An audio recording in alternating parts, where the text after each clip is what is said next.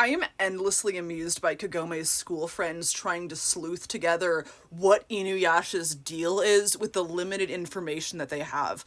Because the explanation that they seem to land on is our middle school best friend, in the midst of having a zillion doctor's appointments that she needs to leave school for because she suddenly has the worst immune system imaginable, somehow in this time landed a situationship with an older man in a gang.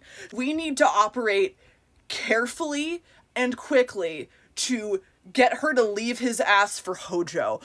We are working around the clock whenever she is gone to make sure that Hojo stays single, which they don't need to try. Hojo is so down bad and so committed to curing every mystery ailment that Kagome has. If Kagome's family had had the sense to come up with, like, a long-term ongoing illness to explain the absences, if they were like, she's got cancer, Hojo would show up to school being like, I found a cure for cancer. I've been interning at a research lab. Anyway, the girlies want the best for Kagome.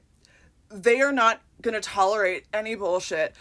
I specifically remember a fic that I read where Kagome was able to come clean to them about her isekai situation, which I wish she was able to.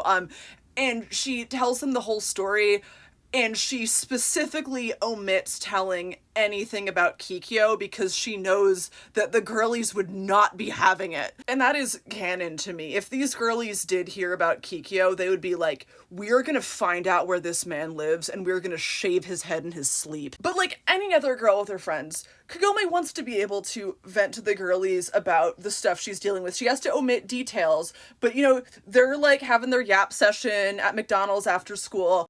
She starts to complain about, like, the Inuyasha and Koga situation and how Inuyasha's getting, like, really possessive and they got into a fight and he almost killed Koga. You know, it's just a Thursday for her. But her friends are like, he got into a fight. He almost killed a guy? Because he flirted with you. Girl, do we need to call the cops? And there's, like, no way that Kagome can backpedal out of that one. They think he's a gangster.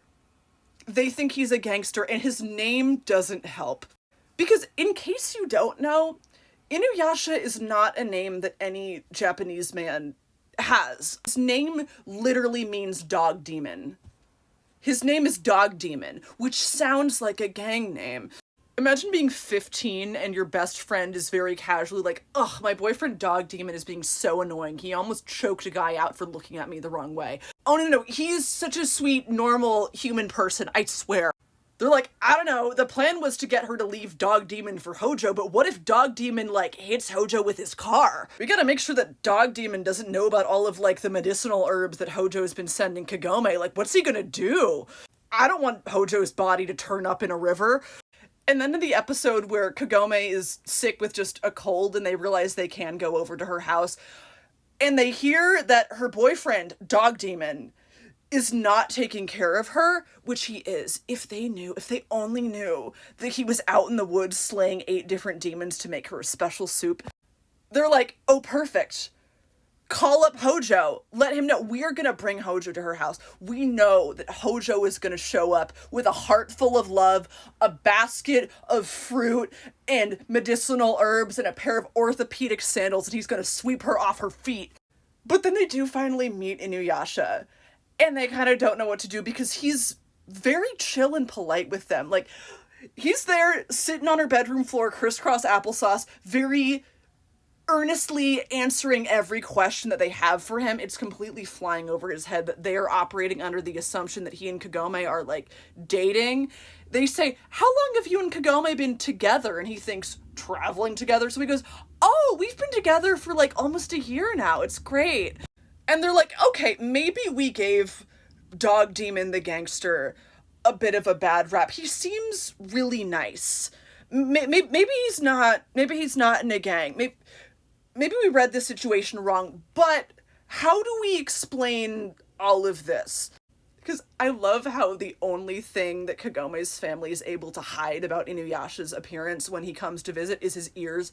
All he will allow is like a baseball cap or a bandana. He is not hiding his hair. He is not putting his hair in like a bun to hide it in a bandana. He is not changing out of his clothes. This man is not going to put on a pair of jeans, excuse you.